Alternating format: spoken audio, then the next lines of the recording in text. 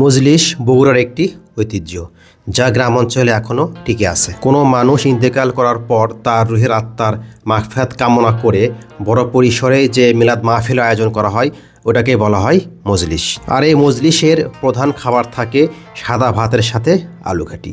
অনেক দিন পর বগুড়ায় বড় পরিসরে এমন মজলিসের আয়োজন দেখলাম।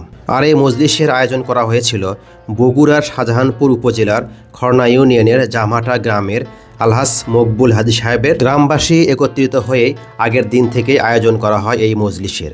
আগের দিন থেকে রান্নাবান্না শুরু হয় এবং সেটা পরের দিন দুপুরবেলায় খাবার দেওয়া হয়। যে যার মতো দায়িত্ব বুঝে নিয়ে প্রতিটা কাজ একদম ভালোভাবে করছেন। কেউ করছেন আলুঘাটি রান্না, কেউ করছেন ভাত রান্না, কেউ আবার এইগুলো খাবারগুলো সংরক্ষণ করছেন এগুলো কিভাবে পরিবেশন করা যায়। 10,000 মানুষের জন্য এই আয়োজনে ছিল 70 মণ আলুর ঘাটি এবং 40 মণ চালের ভাত। পুরো এই আয়োজনটা সফলভাবে শেষ হলো। চোখের সামনে সবকিছু দেখলাম।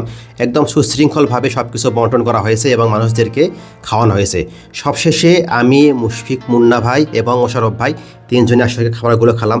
খাবারটা এত টেস্টি ছিল যা বলার মতো না। পেটে ক্ষুধা না থাকার পরও খাবারগুলো আমরা খাইলাম।